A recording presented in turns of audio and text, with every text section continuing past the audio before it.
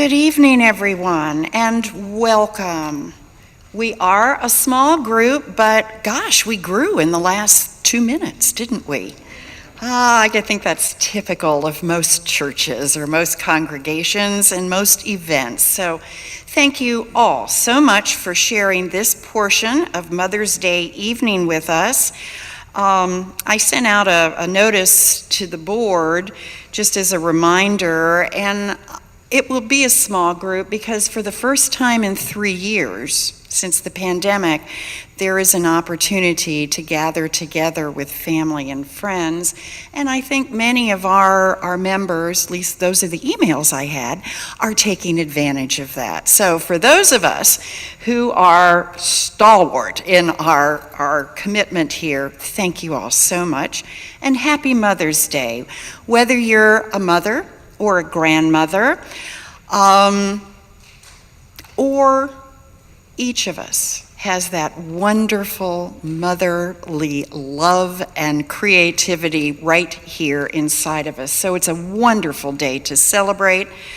I want to thank Al Jeter, who's going to provide music. Peter Moore will be playing for us also. Catherine is our Zoom director, and we're having more and more people come be with us. So that's a good sign for all of us.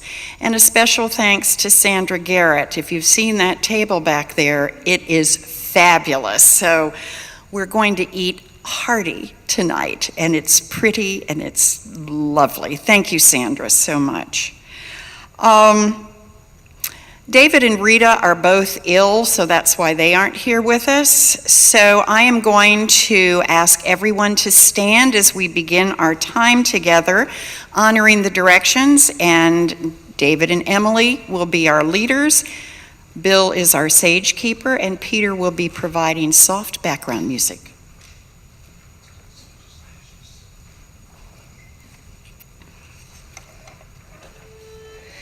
Every midwife in the village knows that not until a mother's womb softens from the pain of labor will a way unfold and the infant find that opening to be born. Oh, friend, there is a treasure in your heart. It is heavy with child. Listen. All the awakened ones, like trusted midwives, are saying, welcome this pain. It opens the dark passage of grace.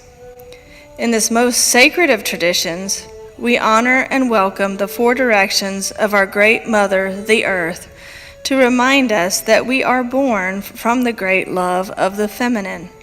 We invoke the beautiful Wakantanka, the great spirit, the great holy, who has been the nursemaid to every living and non-living atom in the universe. She fills the great void with love and has made a star, our brother, to provide light for life to be present.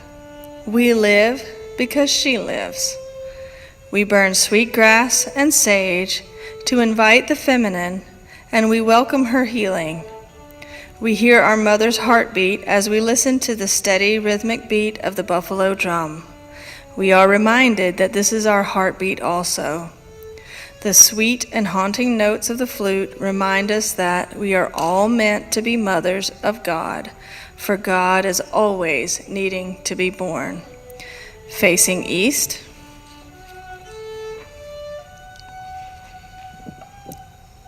The grandmothers and the grandfathers of the East tell us to seek the ordinary and the complex in all of our mother's creation.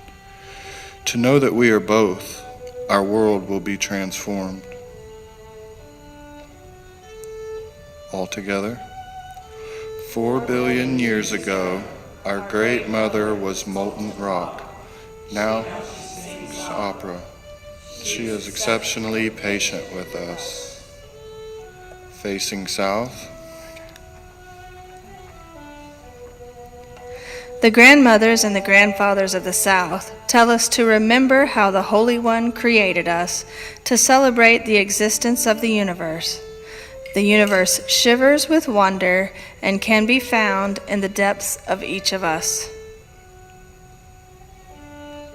All together, 4 billion years ago, our great mother was molten rock.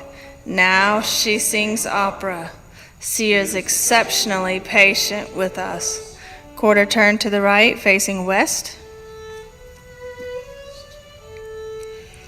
The grandmothers and the grandfathers of the West tell us the goodness of creation is both mother and father. The great holy has breastfed the universe for 13 billion years. Altogether, 4 billion years ago, our great mother was molten rock. Now she sings opera.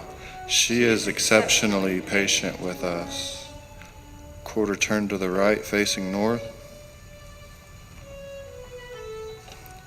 The grandmothers and the grandfathers of the North want us to know the Great Mother is offering forth the untapped power of the feminine. This is the age of women. The universe demands it. Altogether, 4 billion years ago, our Great Mother was molten rock. Now she sings opera. She is exceptionally patient with us. Facing center. The grandmothers and the grandfathers of the center space welcome you to the safety of our circle, where you can be exactly who you are. Look around the circle and know that our diversity is another name for the universe. We are born of love. Love is our mother. Altogether, 4 billion years ago, our great mother was molten rock. Now she sings opera. She is exceptionally patient with us. Namaste.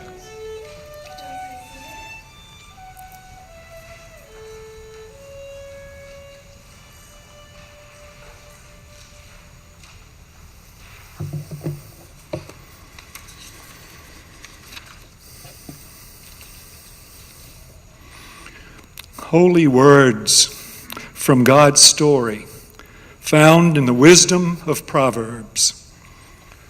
This hymn to a good woman, wife, and mother reflects the amazingly divine feminine energy found in each and every one of us, female and male, to acknowledge and be acknowledged, to appreciate and be appreciated, to love and be loved, to make and be makers for the world, not just in the past or future, but right here and right now. Adapted from the Message. A good woman is hard to find and worth far more than diamonds. Her husband trusts her without reserve and never has reason to regret it.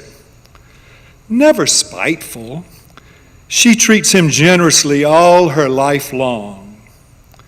She shops around for the best yarns and cottons and enjoys knitting and sewing. She's like a trading ship that sails to faraway places and brings back exotic surprises.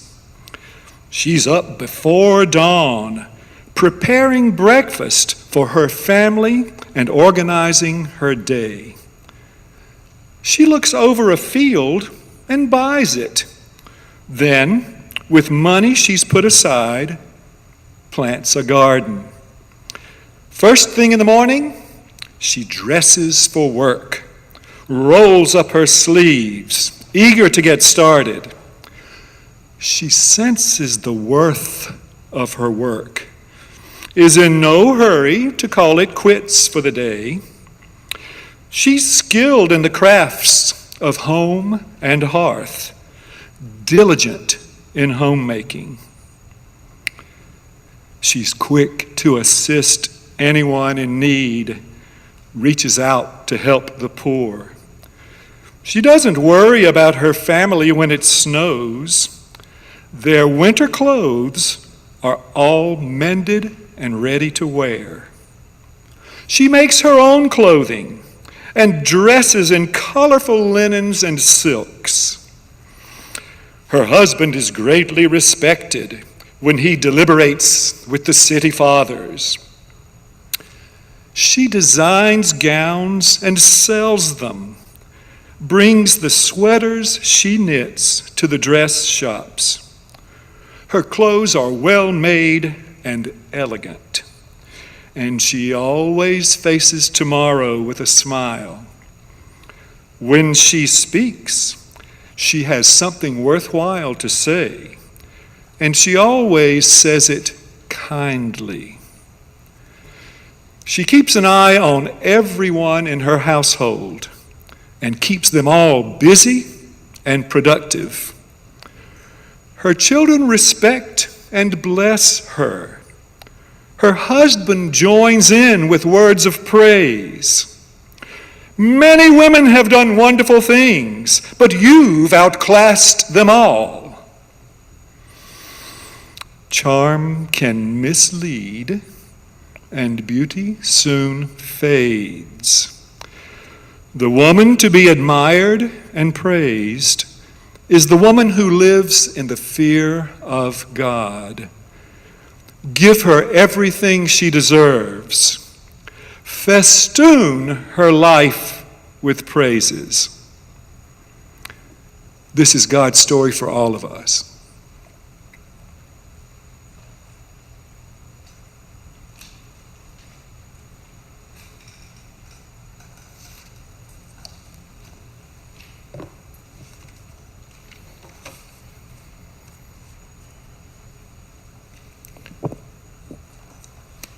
So while today is a day to celebrate mothers, we have to acknowledge that in most cases, where there's a mother, there's a father.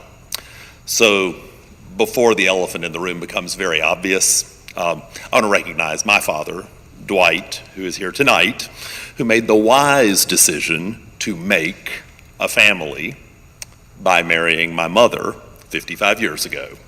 And together, they made what I'd like to consider a pretty good family.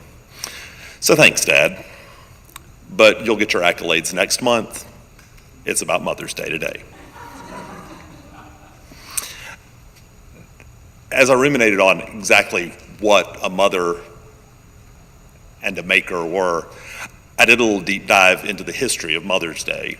And I didn't realize that it's celebrated all over the world in different cultures in different ways. It's been celebrated for thousands of years, going back into Roman and ancient Greek culture. There have been liturgical celebrations celebrating Mother Church, but the modern American holiday came about from a suffragette and a peace activist in the early 1900s, Anna Jarvis. She and another suffragette that probably gets a little more notice, Julia Ward Howe, they wanted to celebrate women as peacemakers. They wanted to honor a day where women could be lifted up and celebrate peace so that their husbands, the sons, and the men in their lives would no longer be sent off to war. And it wasn't until Anna Jarvis lost her own mother in 1905 that she really began to see her calling as making this a day of recognition and celebration. And so her mother passed away in 1905. 2 years later, in her little Methodist Episcopal church in West Virginia, she had the first Mother's Day celebration. And she made it her cause to create this holiday that we celebrate today. Now, I thought it was interesting as I read more about it. She wanted to celebrate Mother's Day because she said that mothers were the person who have done the most for an individual more than anyone else in the world. I was like, okay, let's forget the whole dad thing. But it's true. Mothers do so much. And Anna Jarvis did a great deal. She went out and managed to organize this celebration in 1907. By 1911, every single state in the United States was celebrating Mother's Day as a local or regional holiday. It wasn't official, But in just that short period of time, this one woman created this holiday. Flash forward a few years later to 1914, Woodrow Wilson decrees Mother's Day as an official federal holiday, designating today, the second Sunday in May, as the national holiday to honor mothers. Interestingly enough, on Anna Jarvis's deathbed, she lamented the commercialization of Mother's Day as it had been, quote, taken over by Hallmark. Nothing against Hallmark, but I do see her point. So tonight, I want to use my time to recognize the woman who has done more for me than anyone in the world, my mother, Liz Patterson.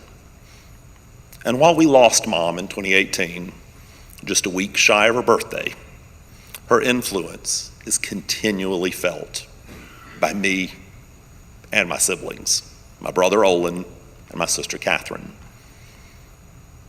But as the oldest child, her firstborn, I get the credit for making her a mother. And that made me realize how often I'll be saying the word make or made throughout my remarks.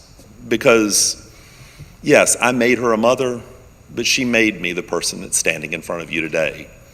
And what a maker she was. She made a lot of things. So I had to struggle with where to start.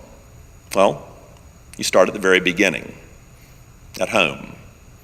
A lot of people know my mother from her career in public service and from her role here in the church and in the community. A lot of people don't know that when she went to college at Columbia College, she majored in home economics. So whenever it listed on her biography what her job was, it said homemaker. So she made a home. She took a house and made it a home through things like going grocery shopping every Saturday at the community cash on Union Street, and always coming home with two things, three actually. A 2-liter Coke was the only soda that we had for the whole week, so we better make it last. A bag of Dorito chips, time to get spoiled, and a pack of hot dogs from the deli case that were made fresh and then wrapped in cellophane. And by the time they got home, the cellophane had sort of melted onto the hot dogs. So I'm sure that explains why my brother is the way he is. But that was about the only non-home cooked meal that I remember enjoying growing up, because my mother got up every morning, cooked breakfast, and at night cooked dinner. And we all sat around and enjoyed those home cooked meals. Mom wasn't fancy about decorating the house. I mean, we lived in the same house for over 40 years, and I can tell you she probably redecorated once, and that was a fresh coat of paint or new wallpaper. It wasn't about the trappings. It wasn't about the house. It was about the home. And she made that home, and she filled it with so many memories that, as I was telling Dad before we came here tonight, the hardest part of talking about Mom as a maker was cutting out the memories that she had made with me, because I didn't know where to begin. I mean, Olin and Catherine and I could talk endlessly about things. I just started making a list, and I realized that they were all very sensory. Mom would tuck us in at night, and she had always just taken a bath, and she put on this fragrance. It was called Jean Naté, After Bath Splash. My brother and sister and I can still smell it. It is a strong sense memory. But we can also smell and taste this coffee cake that she was famous for making. It was her sour cream coffee cake, and some of you might have been lucky enough to get one during the holidays because it was her favorite thing to bake and give. But I can also hear her singing these silly songs that she would sit in the back seat between me and my sister, because my brother would get car sick if he didn't ride up front. I wish I had known that gimmick early.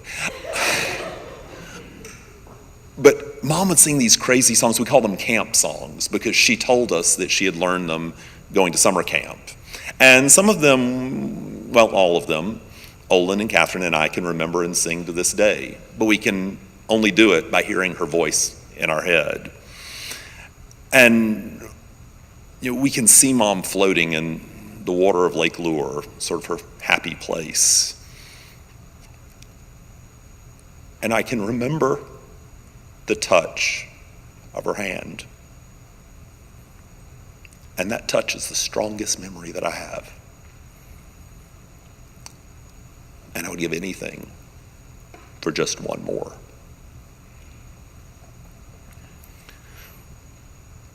Just one more time to have her grab me and say, "Big boy, it'll be okay.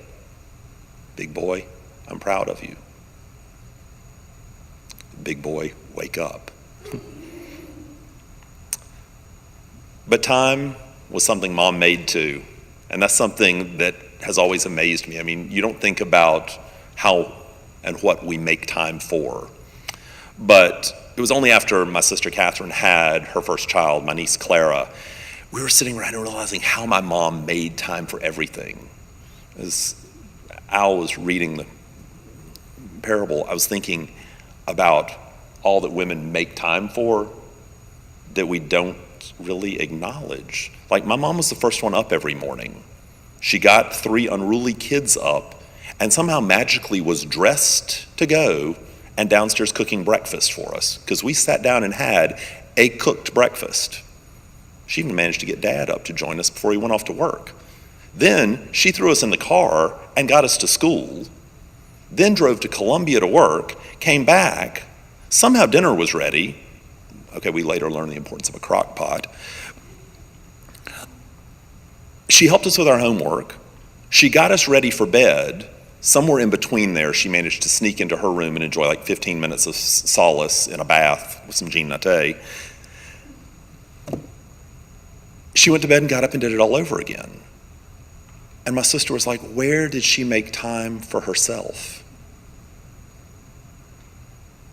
She was too busy making time for her husband, for her children, for the people that she was elected to serve. It was that 15 minutes in the bath, we now realize, and we're glad that we always gave it to her.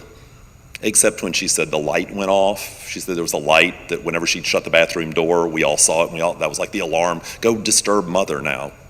We tried not to do it as often as we should. But I had a childhood fascination with Wonder Woman, the superhero, and that's how I explained it to my sister. I said, that's how Mom made time for everything. She was Wonder Woman. She obviously had an invisible jet. That's how she got back and forth so quickly. I mean, she had a lasso of truth. It was called a look of truth because I couldn't tell a lie to my mother. I still remember telling a lie to my mother about where I got a toy that I had borrowed from a neighbor friend. And I remember the punishment I got for telling her that untruth, because she could see right through me, Wonder Woman. But she also had the quality of Wonder Woman that I really admired, and that was Wonder Woman was a champion for this great country that we live in. And Mom was a true public servant. And so something else that she made was a difference. While the scripture passage that we heard earlier from Proverbs focused on the role of a woman, I went back and looked at it, and I think that my mother would agree that it's the lines that just precede that passage that would be more appropriate for her. Proverbs 31:8-9 states, "Speak up for those who cannot speak for themselves, for the rights of all who are destitute. Speak up and judge fairly, defend the rights of the poor and needy." My mother lived those principles. She taught me and my siblings to value all members of the community. She may have insisted on us sitting down to dinner most nights, but if the phone rang, you might be thinking, no, we didn't answer it. But in our house, we did, because it might have been a constituent calling, asking for help. It might have been some neighbor who needed assistance, and Mom knew that she needed to make time to make a difference in the life of that person. So from an early age, we saw those little ways that you can help make a difference in your community by simply making time for people who need our help. And neither me nor Olin or Catherine ever followed Mom's footsteps into public office. I mean, at least not elected public service. And I should point out, Mom always differentiated. Politics was the means to an end. Her job was public service. She was elected to serve the people in our community. And eventually Mom, I think, saw how we were all making our own way in the world, how we were making a difference in the communities. My brother is an excellent athlete, and he coaches my nephew's sports teams. He was a golf pro at one point, helping people learn how to play golf. My sister, an amazing mother, wife, and so many other things, but I'll brag on Catherine another day. Well, several years ago, my mom learned about my career as a professional drag queen. That took some getting used to, as you can imagine.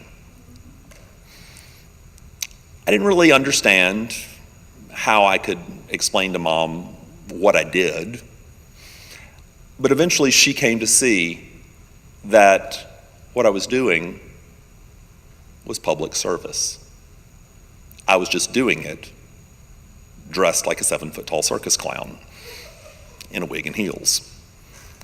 I mean, I used my stage presence to raise money for worthy causes, to draw attention to organizations and groups in the community that needed our help. And most importantly, I try to use my performances to support people who need lifting up, whether they just need cheering up on a bad day or they're suffering from something that I can in some way ease their burden. In my own way, I'd like to think that I'm following in Mom's footsteps and making a difference. But sometimes when you want to make a difference, you got to make a little trouble. So, as sweet as my mother was, she was a troublemaker. Good trouble, by the way, in the tradition of her colleague, John Lewis, who served with her in the House of Representatives. Mom would speak up when she felt something needed to be said. She would act up when change needed to be made. And I kept thinking about how she did it all, like the woman in the Proverbs, with class. She remained a lady. I remember when she was running for lieutenant governor in 1994, one of her opponents was trying to goad her into an argument. And the moderator asked my mother to respond, and she just looked squarely into the camera and said, "Carolyn, I'm a lady, and throughout this campaign, I will remain a lady." She wasn't ashamed of her femininity. She wasn't ashamed, or she didn't see weakness in her role as a woman. She saw strength in it. And that, again, helped to make a difference. I'll be honest, at that moment, I was in my mid-20s, and I remember watching, and I was like, my mom is a class act.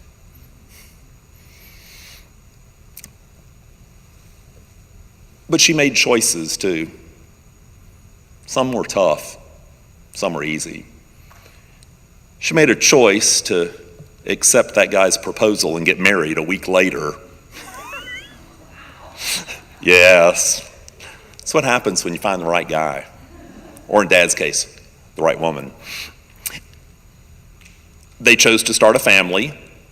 They waited a while. They didn't rush into it. And after they started a family with me, they made one of the most important choices of my life. They chose to adopt my little brother, Olin. They didn't want me to be an only child. And Mom and Dad did start the family process a little bit later than they thought was normal. We now don't put any pressure on anybody to do that. And I'm so glad, because Olin, for any of y'all who don't know my brother, we're polar opposites in so many ways, but he has a heart the size of Texas. Brain maybe a little smaller sometimes, but the heart's there.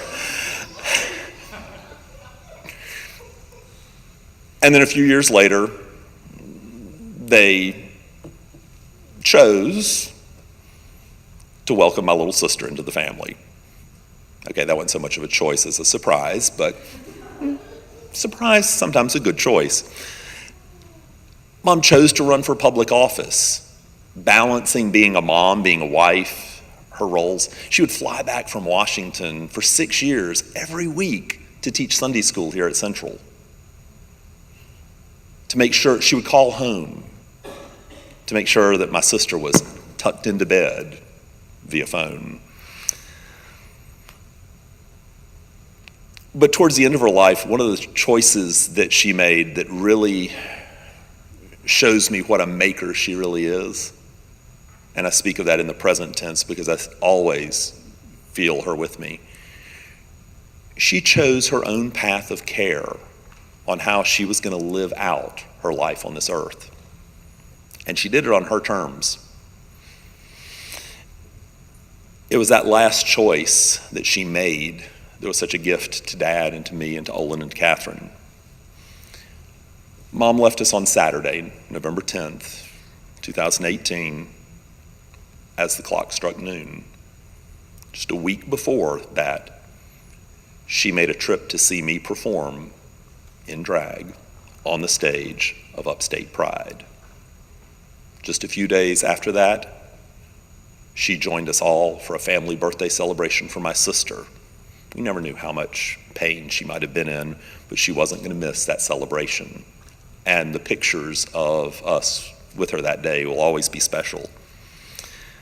She also made the choice to go cast her vote one more time because she knew that every vote matters in a democratic society. And she knew that she had done the best job any woman could do to prepare us for the rest of our lives. She made all the arrangements for her own funeral. Who would speak? Who would sing? What scriptures would be read? Lots of references to birds. She loved to watch them. And every time I see one, I'm reminded of her. The cardinal that was sitting on the mailboxes Dad and I pulled out of the house today was Mom looking at me going, "You got this." But just in case, I brought one of my favorite childhood books. Are You My Mother? A little bird who fell out of the nest and searches and searches and searches while his mother's out looking for some food. And at the very end, the little bird is right back where he needs to be, in that nest with his mom. Yeah. Okay, I wasn't going to mention this, but I've got to because Mom would get a kick out of it. One of the other details that Mom decided about our funeral was which songs would not be performed, played, sung, or even mentioned. And one of those was Amazing Grace. She didn't like it. She called it a funeral song. She felt it was depressing. She wanted something uplifting, like His Eyes on the Sparrow. And it's a little joke within our family whenever we hear it. It's Mom just sort of snickering, going, "Gotcha." And Brian Daly, the wonderful organist at Central, was not informed of those wishes. And Brian, if you've never heard him play, he's an amazing musician. And he happens to have a beautiful rendition of Amazing Grace that he played about 5 minutes before my mother's funeral started. We were not in the sanctuary yet, but many of my mother's friends who knew of this request were in, and they all started looking around, waiting to see if the chandelier was going to fall or if lightning was going to strike. And I later told Brian, I said, "Thank you for doing that, because that was our mother making us another memory, one that we'll laugh about and realize that that's just part of who she was." Amazing Grace, how sweet the sound. I mean, heck, Mom even made arrangements for where she was going to be laid to rest. She advocated, by the way, for the columbarium in Central Park behind us, and it was constructed and dedicated in her memory. And so for my 50th birthday, my father was so gracious to make sure that I will spend the rest of eternity as her next door neighbor. Thanks, Dad. But there is no place that I would rather be than in the company of my wonderful parents. I could go on and on and on and on about Mom. It's easy to do when you love somebody for almost half a century. So I'm going to leave you with one last thing that my mother made. She made me happy. She helped me to love myself the way that God made me and the way that Mom and Dad raised me. She left behind reminders of that happiness, whether it's that cardinal that I mentioned earlier, or the smiles that I see on my niece and nephew's faces, her 4 grandchildren, as we sit around and tell mama stories, or reading the last handwritten note that she left for me. Like some of you in this room know, we both loved letter writing. A dying art, but one that reminds me of the happiness of my mom. And I read that letter over and over again, and I cry through the happiness because it's tears of joy for all the happiness that she made in my life. So, I'm a teacher by trade, so I'm going to end with homework for each and every one of you. It's very easy, though. I ask you to do this. In the next 24 hours, go out into this world and smile at someone you don't know. Someone you pass on the street, a clerk in a store, someone in an office. You never know what somebody else is going through. But if you make time for that smile, you will make a difference in that person's life, and you will make the world a happier place to live in. And I know that that would make my mom very happy. Thank you.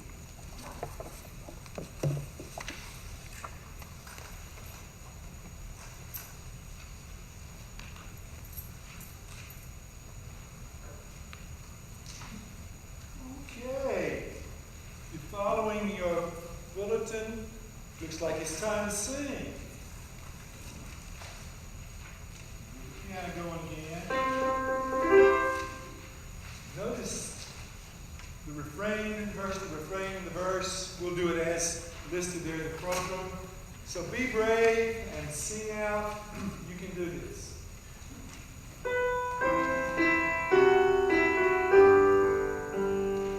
All things bright and beautiful, all creatures great and small, all things wise and wonderful, the Lord God made them and all.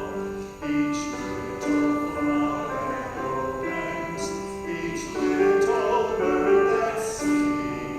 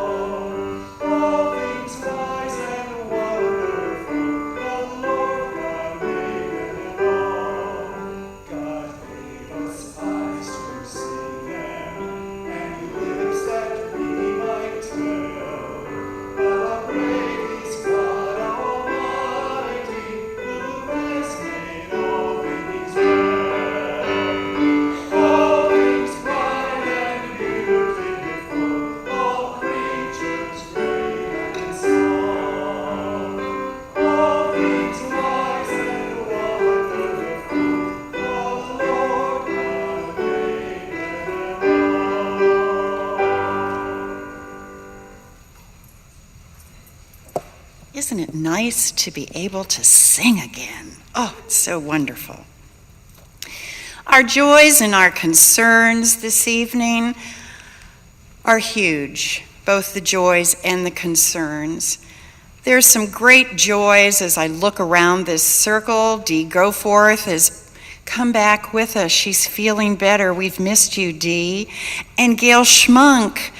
Oh, it's so good to see you. For those who don't know, Gail had a fall, has been in rehab, restorative care, and now here she is once again with us. What a joy, what a joy.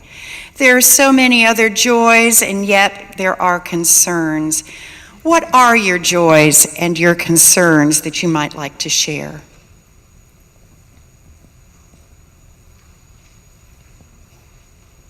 Another joy is the fact that we got to know a little more about Liz Patterson and a lot more about Pat Patterson. It is a joy, Pat. Thank you so, so much. Oh, absolutely. Over the years, I've told y'all all my business, all my children's business, probably your own business. But I was just down in Savannah last weekend, where live the now married couple, Amanda Jeter and her wife, Kelly Adams. They did that legally at a justice of the peace somewhere, and I didn't even know. But I respect that decision. We're going to have a big hoo-ha celebration and sort of a reception in October. I know this because the bills are already coming in.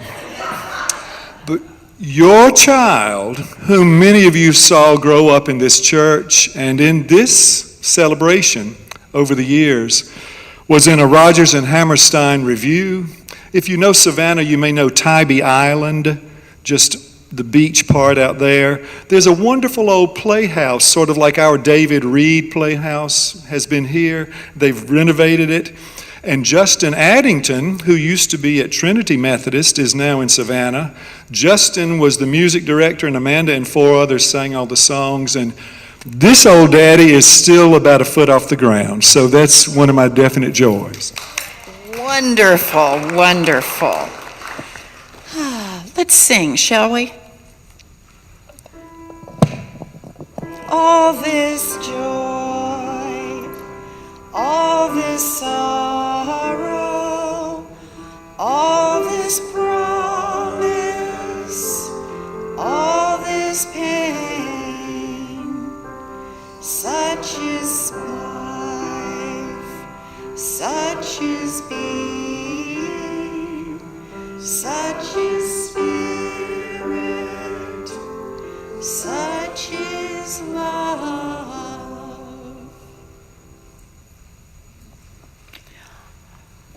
Our offering this evening gets a little complicated because we're going to switch out the donation that was to be made next service to Spartanburg Shares, and we're going to designate a portion of our offering this evening to Spartanburg Shares, honoring Pat for sharing so much about his mother, but because Liz was one of the makers for Spartanburg Shares.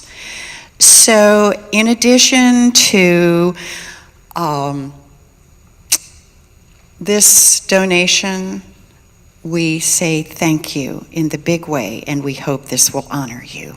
Deborah, if you want to start the stars, Bill, could I ask you if maybe you would help pass the stars, and we'll have some wonderful background music from Al.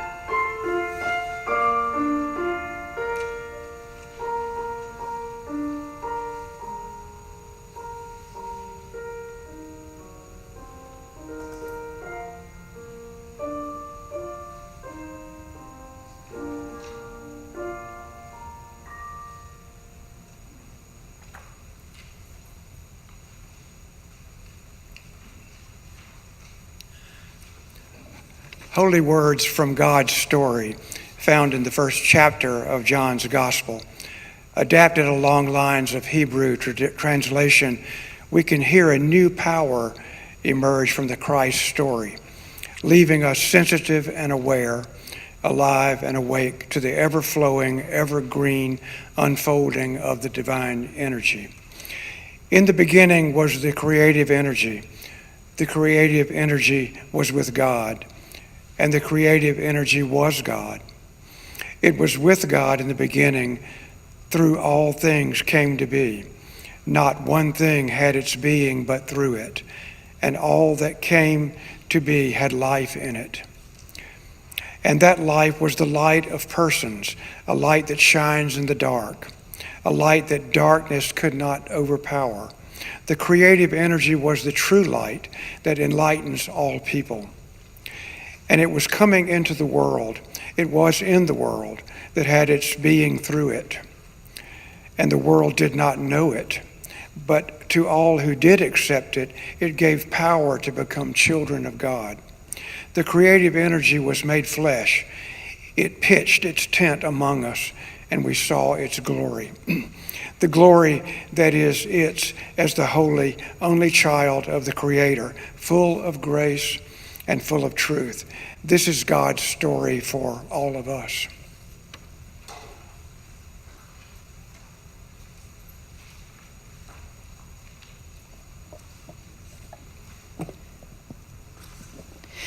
We invited everyone to bring something for Total Ministries because their shelves are so bare.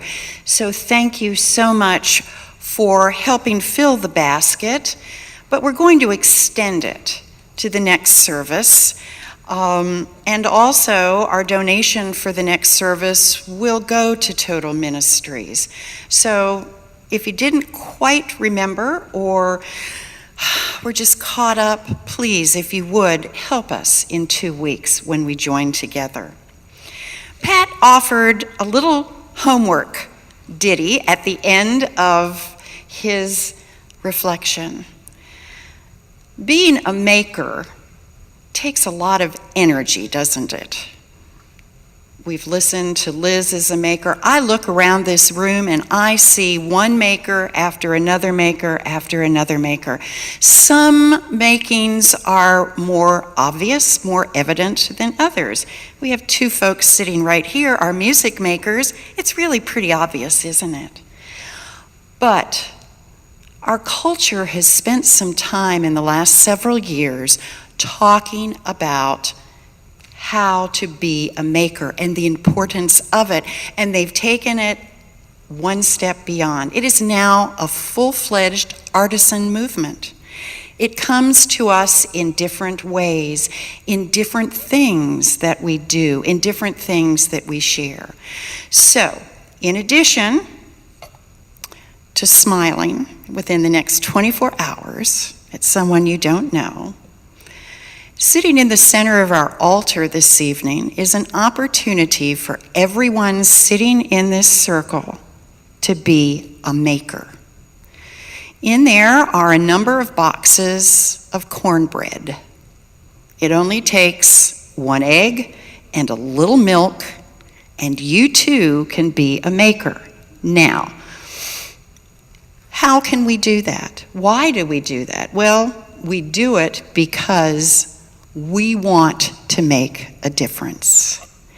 And I am going to invite everyone to come up and take one of the little boxes, take it home, reflect on what you're, what you're going to do with it. Who are you going to make a difference for? How are you going to make a difference with that little box? Perhaps you'll make a pan of cornbread for a neighbor. Perhaps you'll add some soup to go with it, or a small meal. Whatever you choose to do, however you choose to do it, you have a sign around your neck this evening that says, I am a maker. And if you didn't believe it, now is the chance. So step forward, grab a box of cornbread mix, and let's all be makers together.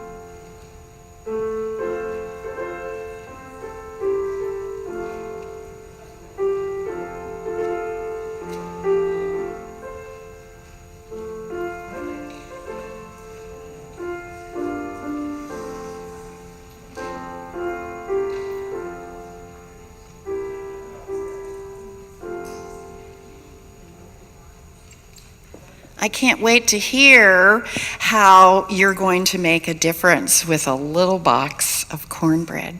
Thank you, thank you.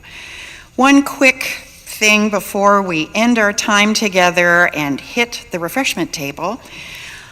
On June the 12th, we will be gathering to talk about and learn a little about the Celtic interpretation of friendship. Sandra isn't going to be able to be here with us, and I need you to ask her why, because Parker summed it up, her little grandson, very nicely.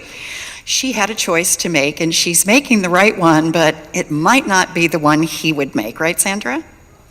Anyway, we're going to have refreshments, and it's usually a lovely evening together. And Sandra has a list that she needs some help with. So if you can make a savory, make a fruit, make a vegetable, make a sweet, or bring some drinks, we're going to put this on the back table, on the altar. Well, let's give it to Sandra at the back table. And you can fill it out as you're nibbling on some of her goodies, and perhaps you will be able to help us that evening. Bill Taylor and Emily and Gail McCormick will be sharing some ideas, and it's a Celtic service, so it's always filled with some mystery, but a lot of joy. So thank you. On that note, let's join our voices together in benediction with the Lord's Prayer in the Aromatic translation by Neil Douglas Klotz. O birther, Father, Mother of the cosmos, you create all that moves in light. Your name, your sound can move us if we tune our hearts as instruments for its tone. Desire with and through us the rule of universal fruitfulness unto the earth. Your desire then acts with ours, as in all light, so in all forms.